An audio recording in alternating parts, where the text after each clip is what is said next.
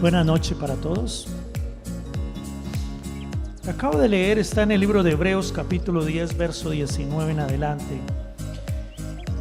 Y la Biblia nos habla de un lugar maravilloso, nos habla de la presencia de Dios, algo que se había perdido. En un momento no era posible esto, un momento donde se levantó una barrera, una separación con Dios, aunque ese no era el propósito de Dios. Dios nos creó para alabanza de su gloria, nos creó para tener comunión, para que lo conociéramos, para que estuviésemos siempre en intimidad. Y hoy quiero compartir con ustedes andar sin la presencia de Dios, aunque la Biblia nos dice que debemos y podemos estar en esa presencia de Dios. A veces estamos fuera, o no sentimos o no experimentamos esa presencia de Dios. Y bueno, siempre me gusta ir al principio de las cosas. Génesis capítulo 3. Siempre me gusta que miremos el origen, el principio de todo, y por supuesto lo encontramos en Génesis capítulo 3, verso 23 y 24. La Escritura dice, Génesis 3, 23, 24, y lo sacó Jehová del huerto, del Edén, para que labrase la tierra de que fue tomado. Echó pues fuera al hombre, y puso al oriente del huerto de Edén querubines y una espada encendida que se revolvía por todos lados para guardar el camino del árbol de la vida. Amén. Nota la palabra sacó y echó. Triste, ¿verdad? Lo sacó Dios, lo echó del paraíso, del huerto del Edén. ¿Por qué? ¿Por qué causa? Por su pecado. El hombre había pecado, había desobedecido a Dios y perdió la comunión con Dios. Lo que nos separa de la comunión con Dios, de la relación con Dios, es el pecado, la desobediencia.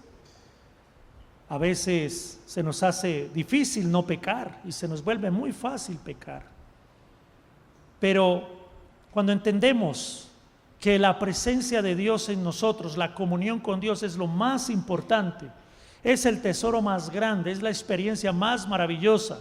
Cuando lo entendemos, cuando la buscamos, entonces seremos capaces de rechazar el pecado, de dejar a un lado nosotros lo que nos separa de Dios.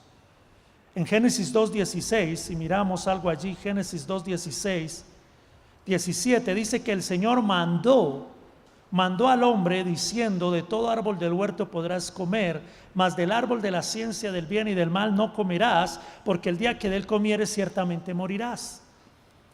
Hubo un mandamiento, hubo una ordenanza de parte de Dios. O sea, hay una condición, hay un precio que pagar por esa comunión, por esa relación con Dios. Y es la obediencia, es el someterse a la palabra de Dios. Cuando Dios le dice al hombre: el día que desobedezcas, que comas de lo que yo te digo, no comas, morirás. Pero el hombre después de eso tuvo hijos, y la Biblia dice que murió de muchos años, más de 600 años pasaron, pero sí se cumplió la palabra. El hombre murió, el hombre quedó separado de Dios. Y es que perder la comunión con Dios, estar separado de Dios, es estar muerto, es la muerte. En Él está la vida. Y dice el Señor que el hombre, cuando muere, si muere en Cristo, vive en Él, está con Él, realmente no muere. Cuando el hombre muere físicamente, dice Juan capítulo 11, el que cree en Él no morirá eternamente. Él es la resurrección y la vida. El que cree en Él y está muerto, vive. ¿Por qué? Porque la muerte, la verdadera muerte, es la separación de Dios. Pero cuando alguien muere en Él, vive en Él, está con Él, porque ha creído en Él.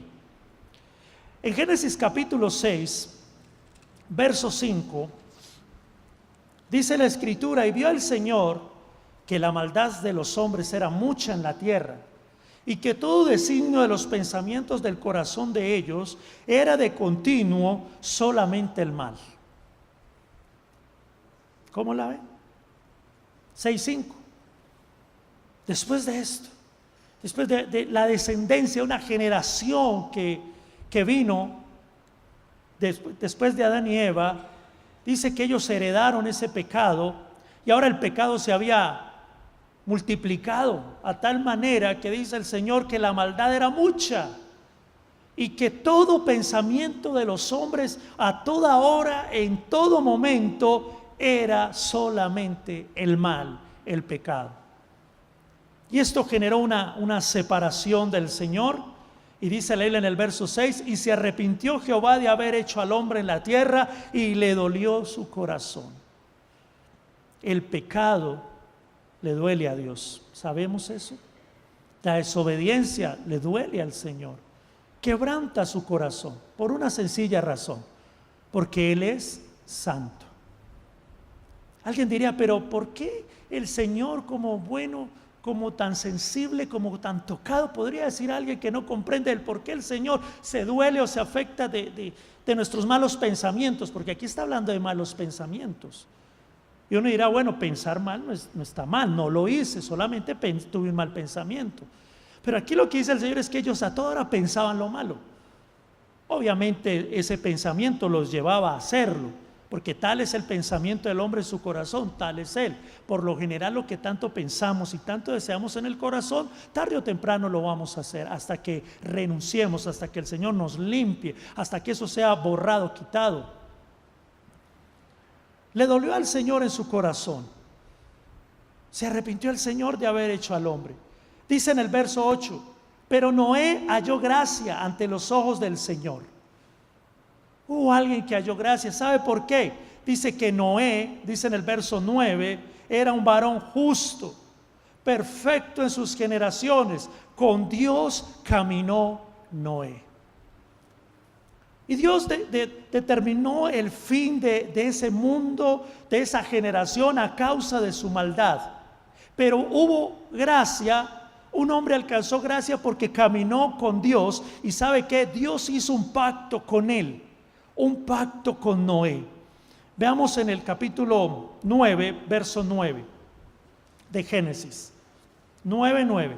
He aquí yo establezco mi pacto con vosotros y con vuestros descendientes después de vosotros. Y lo que yo quiero que veamos en esta mañana por la palabra es que esa presencia de Dios, esa comunión, esa relación con Dios se restaura, se restablece por medio de un pacto, por medio de un pacto, por medio de un compromiso. Cuando Dios ve a Noé, que Noé camina con él, dice: voy a salvarte a ti y a tu familia. Y dice: y establezco un pacto contigo. Dios es un Dios de pactos, Dios es un Dios de compromiso. Es decir, para caminar con Él se requiere compromiso, un verdadero compromiso de obediencia. Dice que Noé caminó con Dios, es decir, agradó a Dios, vivía para Dios. Y eso le generó salvación, restauración, comunión, porque Noé volvió a escuchar la voz de Dios. Dios le habló, Dios le advirtió sobre lo que vendría. Dios le habló acerca del arca para que se salvase él y su familia. Y dice en los versos 12, ahí en Génesis 9:12: y dijo el Señor: esta es la señal del pacto que yo establezco entre mí y vosotros y todo ser viviente que está con vosotros por siglos perpetuos. Mi arco he puesto en las nubes, el cual será por señal del pacto entre mí y la tierra. Y sucederá que cuando haga venir nubes sobre la tierra, se dejará ver entonces mi arco en las nubes. Y me acordaré del pacto mío que hay entre mí y vosotros y todo ser viviente de toda carne, y no habrá más diluvio de aguas para destruir toda carne. Estará el arco en las nubes, y lo veré y me acordaré del pacto perpetuo entre Dios y todo ser viviente con toda carne que hay sobre la tierra. Mire lo que logró, lo que alcanzó un hombre que quiso caminar con Dios cuando todos los demás no caminaban con él. Cuando todo el resto de la humanidad pensaba mal, todo ahora el pecado, solo querían pecar, solo querían lo malo. Hay alguien que tomó una decisión, hay alguien que dijo: yo caminaré con Dios. Qué bueno que el Señor hoy pueda mirar la tierra y encontrar hombres como Noé, mujeres que sean de determinación, que tomen la decisión de caminar con Dios y de vivir para Él, de tener un pacto con Él, un pacto de obediencia, de santidad con Él. Él los está buscando, porque Dios no ha cambiado. Dios sigue anhelando que hayan hombres que en medio del pecado, de la oscuridad, de la maldad, hagan la diferencia. ¿Hallará Dios en este lugar esa clase de hombres o de mujeres? ¿Podrá Dios mirar y decir: aquí hay personas que caminan conmigo, hombres que caminan conmigo, mujeres que caminan conmigo, y yo establezco un pacto con él, con ella? ¿Le gustaría eso? ¿Hacer un pacto con Dios? ¿Que Dios tenga un pacto con usted? ¡Aleluya! En Génesis 17, sigamos mirando esto. El Dios de pactos, el Dios que nos llama a un compromiso con Él. Génesis 17:4: he aquí mi pacto es contigo, y serás padre de muchedumbre de gentes. Abraham. Ahora Dios le dice a Abraham: quiero un pacto contigo. ¿Te das cuenta? Hay muchos pactos en la Biblia. Y Dios establece un pacto con Abraham porque Abraham le creyó. Porque Abraham fue capaz de dejarlo todo por seguir a Dios. Dios le dijo: vete de tu tierra y de tu parentela a la tierra que te mostraré. Yo haré de ti una nación grande. ¿Y sabe qué? Dice la Biblia: Abraham le creyó a Dios, le creyó a su palabra. Y cuando Abraham cree a la palabra de Dios y obedece, la Biblia dice: salió sin saber a dónde iba. Dejó su tierra, dejó su familia, dejó a su padre, dejó todo. Entonces, este pacto con Dios representa dejar. Para poder tener una comunión con Dios, una relación con Dios, es necesario dejar. Si nosotros no dejamos al mundo, si nosotros no dejamos la carne, ¿sabe qué? No vamos a estar realmente en pacto con Él. Seguramente podemos tener la salvación. Yo no digo que estemos condenados o perdidos, pero quiero hablarles de la presencia de Dios manifestada, real, y está sobre aquellos que tienen pacto, de aquellos que guardan el pacto de Dios. Mire que aquí tenía que cortar. Primero dice aquí que Él dejó. Luego en los versos 17:4 leímos. Veamos el 10 de Génesis 17, verso 10. Mire: este es mi pacto que guardaréis entre mí, vosotros y tu descendencia después de ti. Será circuncidado todo varón de entre vosotros. Circuncidaréis pues la carne de vuestro prepucio, y será por señal del pacto entre mí y vosotros. Y de edad de 8 días será circuncidado todo varón entre vosotros por vuestras generaciones, el nacido en casa y el comprado por dinero a cualquier extranjero que no fuere de tu linaje. Debe ser circuncidado el nacido en tu casa y el comprado por tu dinero, y estará mi pacto en vuestra carne por pacto perpetuo. Y el varón incircunciso, el que no hubiere circuncidado la carne de su prepucio, aquella persona será cortada del pueblo, ha violado mi pacto. Este es otro pacto, un pacto con Abraham, con Israel. Era que todo varón nacido a los 8 días debía ser circuncidado. Y esto sería por señal. Siempre recordaría, todos los días recordaría quién es su Dios, a quién le debe obediencia, a quién le debe lealtad. Era un pacto especial que representaba cortar. Seguramente un dolor para el niño, cortar. Y el que no cortara la carne de su prepucio, el que no cortara esto, dice, entonces él sería cortado del pueblo, o sea, queda por fuera. No es de Israel, no es del pueblo. ¿Te das cuenta? Vamos entendiendo lo que demanda el Señor, lo que el Señor pide de su pueblo. En Éxodo capítulo 13, sigamos leyendo y vamos comprendiendo el carácter de Dios, su propósito. Éxodo capítulo 13, verso 21. Y el Señor iba delante de ellos en una columna de nube para guiarlos por el camino, y de noche en una columna de fuego para alumbrarlos, a fin de que anduviesen de día y de noche. Nunca se apartó delante del pueblo la columna de nube de día, ni de noche la columna de fuego. Vemos aquí la presencia de Dios con el pueblo, la presencia de Dios guiándolos en medio de ellos. Esta generación que sale de Egipto experimenta la presencia de Dios, la gloria del Señor. Pero en el camino el pueblo se iba alejando, se iba rebelando, se iban levantando contra Dios. Y por eso el Señor establece un pacto, que son los mandamientos, una ley. Vamos a leer Éxodo capítulo 20.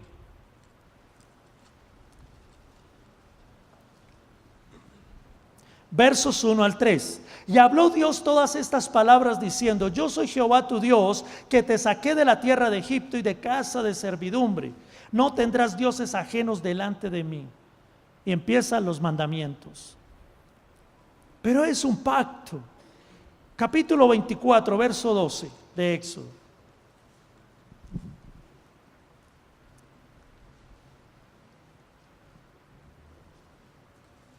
24:2. Entonces Jehová dijo a Moisés: sube a mí al monte y espera allá, y te daré tablas de piedra y la ley y mandamientos que he escrito para enseñarles.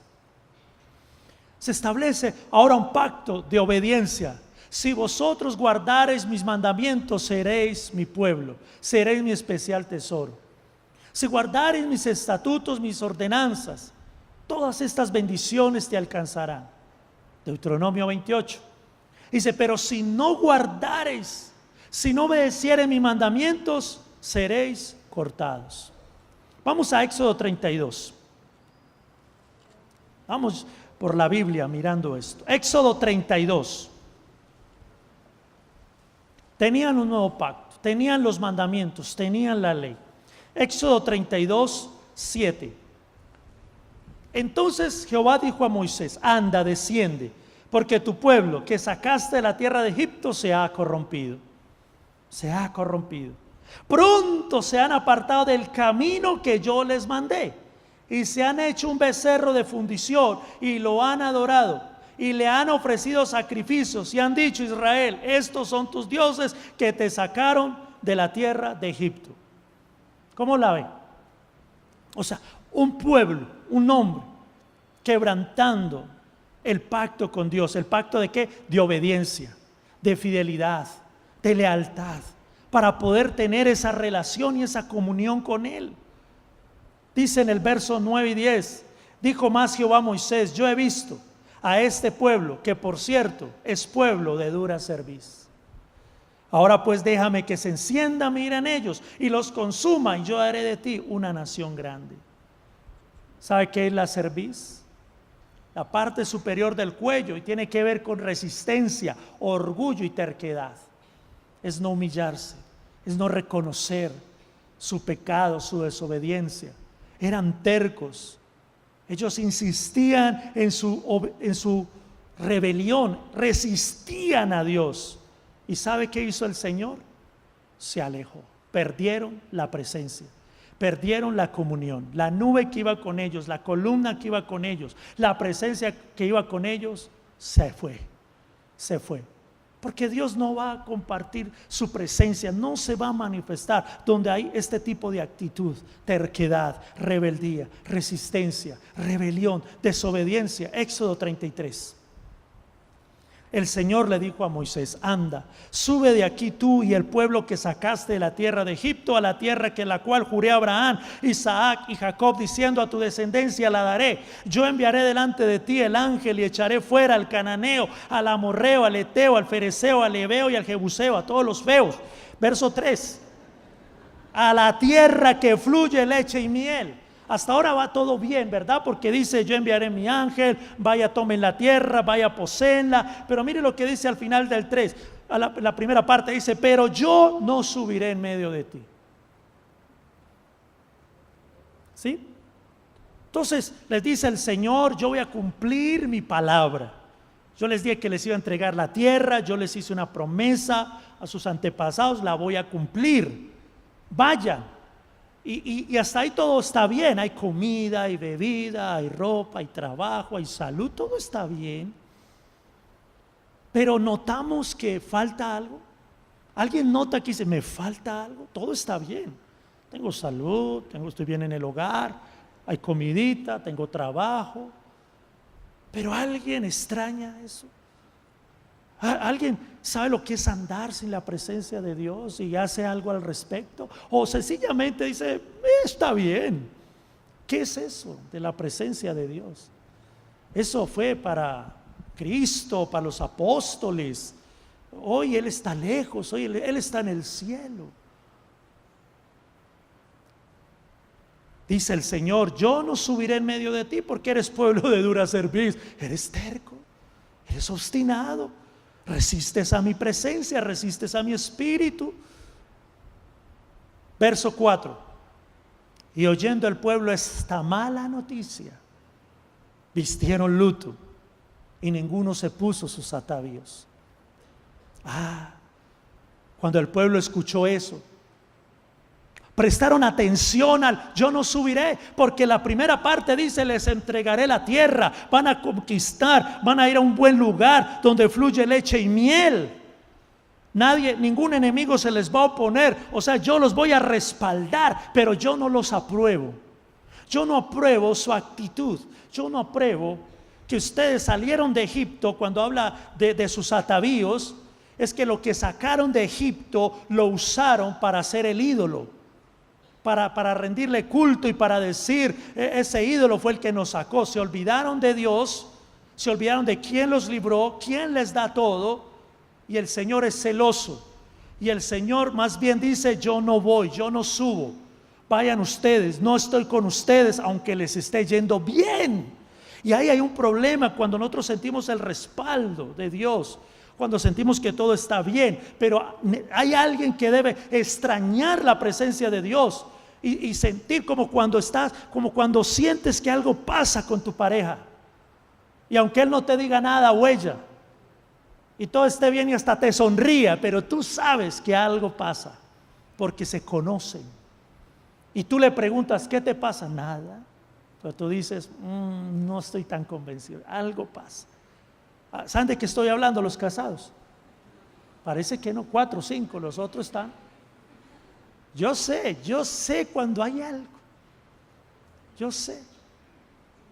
¿Cómo estás, negra? Bien. ¿Cómo va todo? Bien. ¿Pasa algo? Nada. Y yo: prepárate, Juan, algo y por ahí. A ver. Pero si tenemos una relación con Dios, una comunión con Dios, tú sabes, tú notas su ausencia, tú dices: no me habla, no lo siento, aunque todo puede estar bien. Es una mala noticia, es lo peor que nos puede pasar. Su ausencia, su silencio, su enojo. No puede ser algo peor que eso. Moisés conocía tanto la presencia de Dios, Éxodo 33, 14, 15, que dijo: si tú no vas conmigo, yo no me muevo. Si tu presencia no ha de ir con nosotros, yo no me muevo, dijo Moisés. Verso 14. Pero el Señor le dijo, escuche bien, léalo, Éxodo 33, 14. El Señor le dice a Moisés: mi presencia irá contigo, y te daré descanso. Pero Moisés clama y dice: yo quiero que estés con todos. Mire que el Señor le habla en primera persona, le habla solo a él. Verso 13 le dice: estaré contigo. Pero en el 14 Moisés le dice: si tu presencia no ha de ir con nosotros, quiero que vengas con nosotros, que estés conmigo, pero que estés con todo el pueblo, que nos lleves, que tu presencia esté con nosotros. Porque tú eres el descanso, porque aunque nos das respaldo, aunque envíes un ángel, está bien el ángel, está bien que nos libres, está bien que nos des las promesas, pero lo que anhelamos, lo que yo anhelo es tu presencia. Lo que yo anhelo es tu presencia. David en el Salmo 51, 10 y 11, cuando él pecó, Él supo lo que era perder esa relación, esa comunión con Dios. Porque Él dice ahí en el Salmo capítulo 32 que su primavera, su bosque, su verdor se volvió un desierto y que sintió un peso encima. Y entonces dice, yo declaro mi pecado, yo confieso mi pecado. Y en el Salmo 51, 10, 11 dice, crea en mí, oh Dios, un corazón limpio y renueva un espíritu recto dentro de mí. No me eches de delante de ti y no quites de mí tu Santo Espíritu. ¿Se da cuenta? ¿Se da cuenta cómo vamos? Que es así. Que el pecado nos genera una opresión, una carga, un vacío, una tristeza, un dolor. ¿Saben de qué estoy hablando? ¿Alguien alguna vez ha pecado y se ha sentido así? ¿O solo yo? Amén, o sea, solo yo.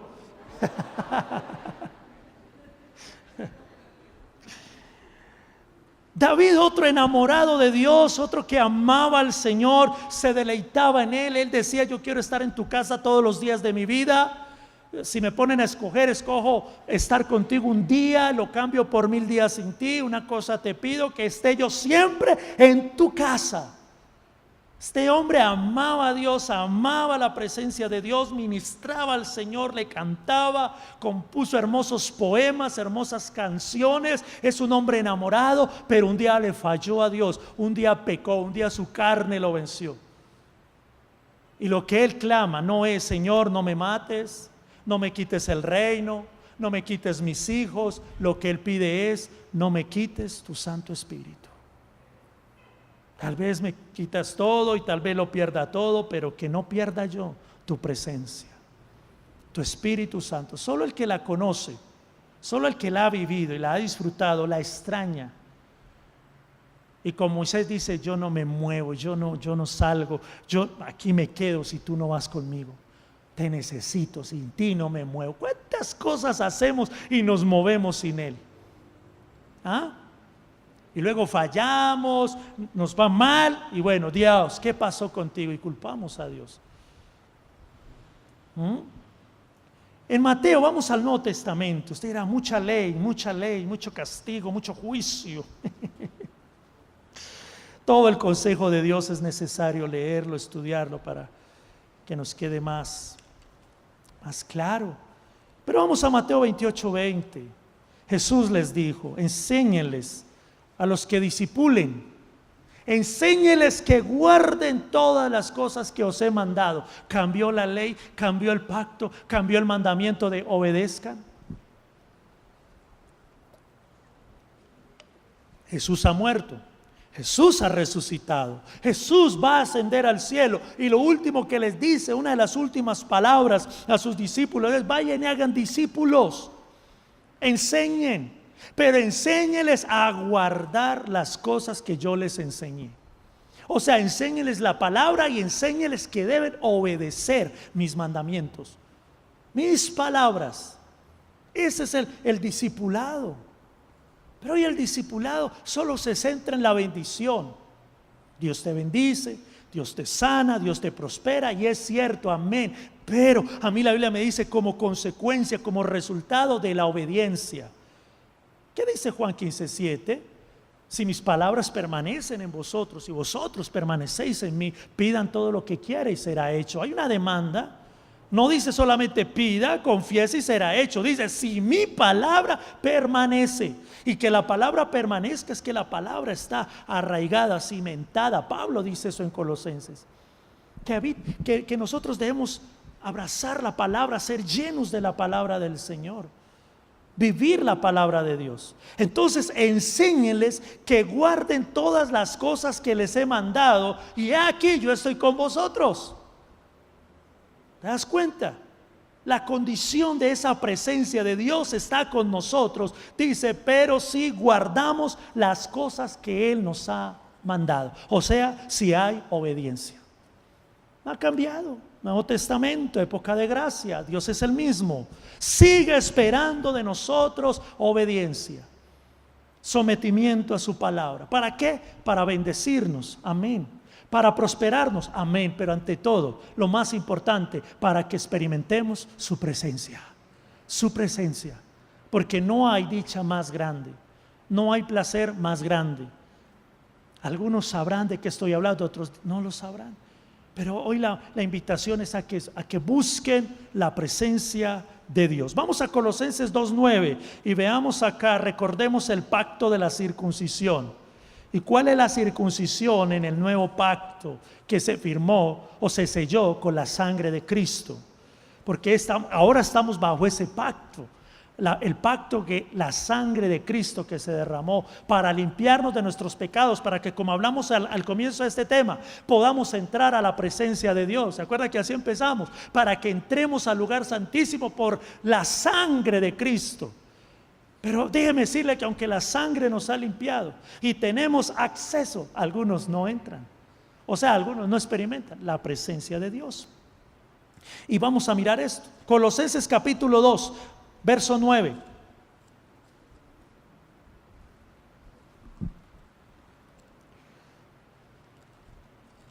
Dice así la palabra de Dios. 2:9. Porque en Él habita corporalmente toda la plenitud de la deidad. En Cristo habita corporalmente toda la plenitud de Dios divina. Y vosotros estáis completos en Él, que es la cabeza de todo principado y potestad. En Él también fuisteis circuncidados, con circuncisión no hecha a mano, al echar de vosotros el cuerpo pecaminoso carnal en la circuncisión de Cristo, sepultados con Él en el bautismo, en el cual fuisteis también resucitados con Él mediante la fe en el poder de Dios que le levantó de los muertos. Y a vosotros, estando muertos en pecados y en la incircuncisión de vuestra carne, os dio vida juntamente con Él, perdonándoos vuestros pecados. Amén. Dice la Biblia que fuimos circuncidados, pero usted dirá, ay, ¿cuándo? Yo hasta ahora nada de y aquello. Bueno, la circuncisión ahora en el nuevo pacto es de corazón, es interior. No, para los judíos lo más importante era la circuncisión. Ellos se fijaban en eso. Si alguien estaba circuncidado, se había cortado del glande del prepucio, entonces usted es de Dios, usted es hijo de Dios. Pero Dios dijo, no, han circuncidado la carne, pero en su corazón sigue pensando, deseando el mal y el pecado a toda hora. Entonces el Señor dijo, ya no es esa circuncisión, ya no es la circuncisión de carne. Ahora es el corazón que Dios mira, es el corazón. Podemos hacer muchas cosas en nuestro exterior y eso lo llamamos religiosidad y vivir de muchas apariencias, pero si no somos sinceros, si no somos honestos con Dios, algo nos va a faltar, algo vamos a notar, y es que no está su presencia. Aunque todo esté bien y nosotros nos sintamos buenos cristianos y hagamos buenas cosas y Dios nos bendiga, amén, pero estoy hablando de la presencia real, tangible de Dios, abrazándonos, hablándonos, sintiéndolo.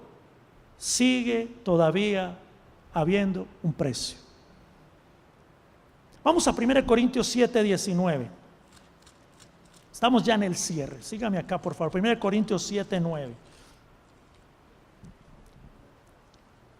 7:19.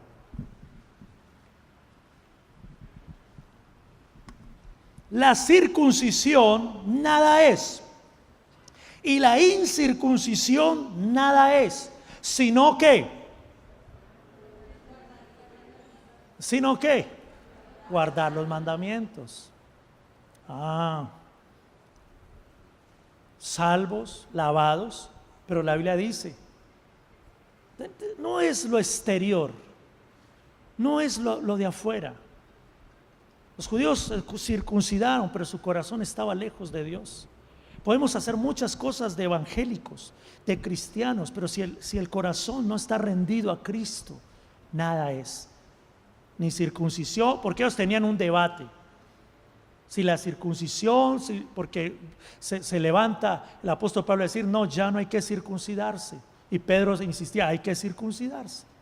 Ni lo uno ni lo otro. Lo que importa es guardar los mandamientos de Dios. Lo que dijo Cristo, que guarden lo que yo les mandé. La obediencia a la palabra. Mire lo que dice en Gálatas capítulo 6. Gálatas 6:5. Gálatas 6:15, perdónenme. ¿Lo tienen?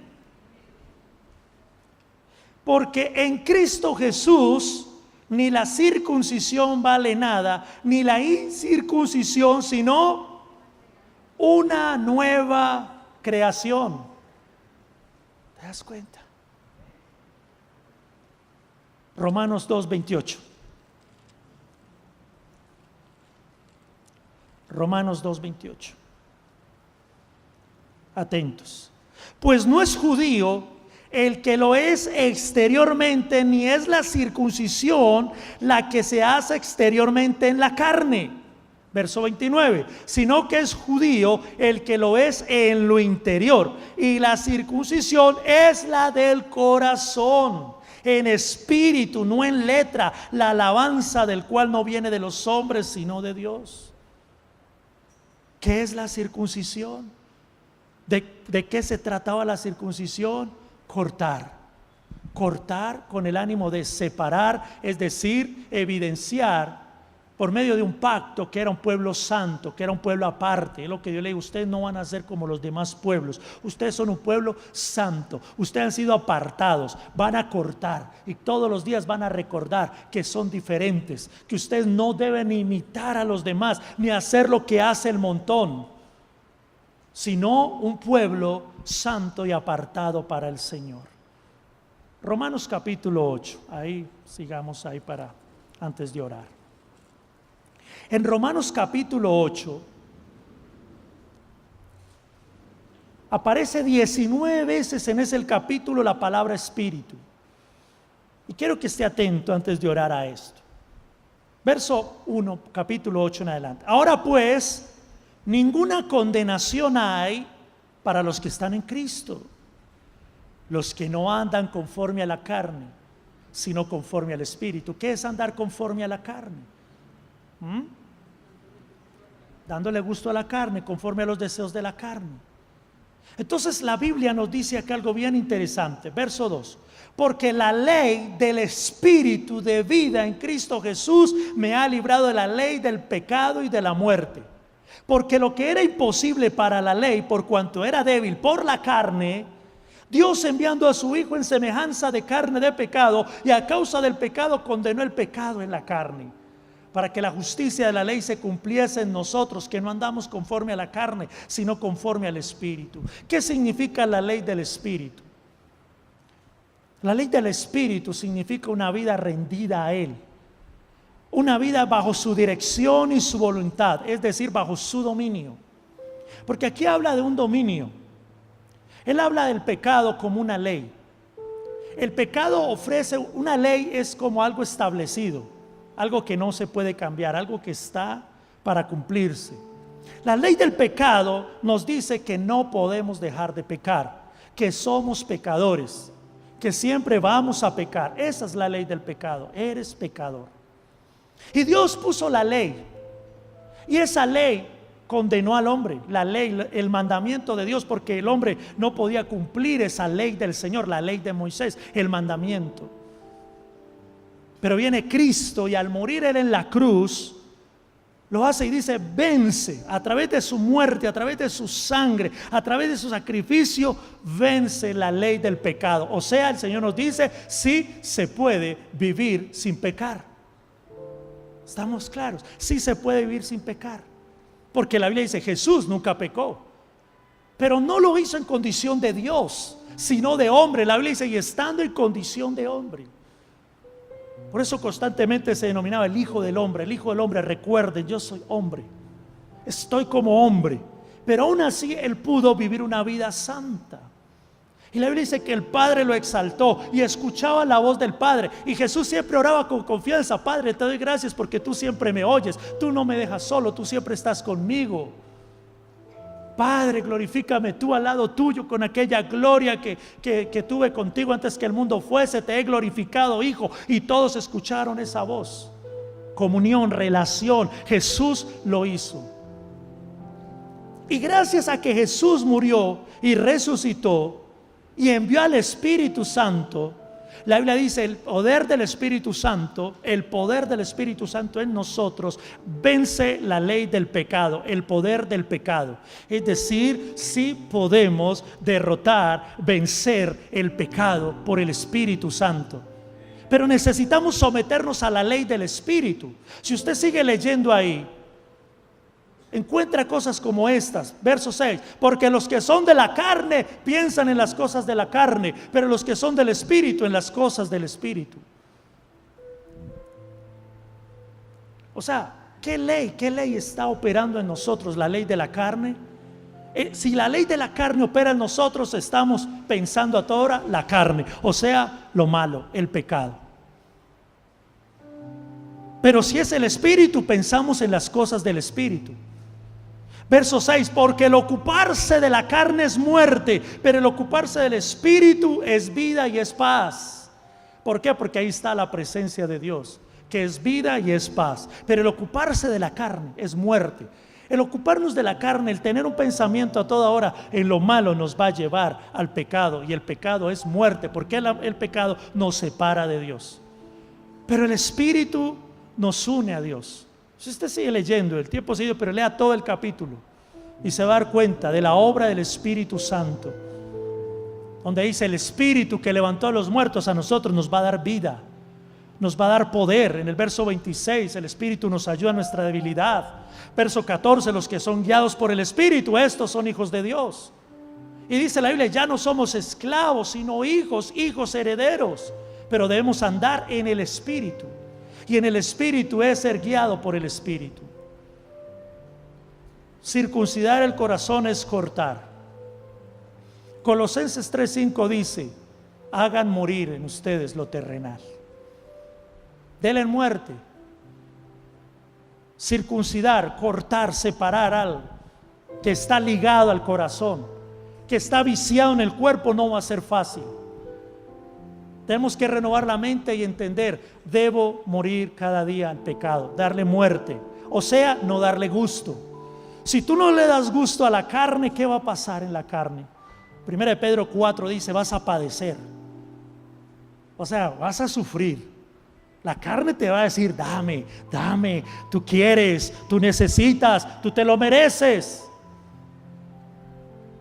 Incluso te va a mentir el enemigo y te va a decir: mata, que Dios perdona; come, que Dios perdona; haz lo, que Dios es bueno y misericordioso. Recuerde que Él siempre dice verdades, eso es verdad. Pero algo que tenemos que discernir y algo que tenemos que pensar es: ¿a dónde fue tu espíritu? ¿En dónde está tu presencia? Si me perdonas, me perdonas. Lo dice tu palabra y yo lo creo, y así es. ¿Me bendices? Sí, me bendices. Veo cómo me bendices. Pero aquí el pensamiento, aquí el discernimiento, aquí el entendimiento radica es su presencia. Está ahí, porque solo va a estar en alguien de pacto, alguien de compromiso, alguien que decide morir a la carne, alguien que decide separar para vivir solo para Él. Se requiere de un sueño, se requiere de una pasión, se requiere de un anhelo de Él, por Él, porque si no, no seríamos capaces, no podríamos derrotar el pecado.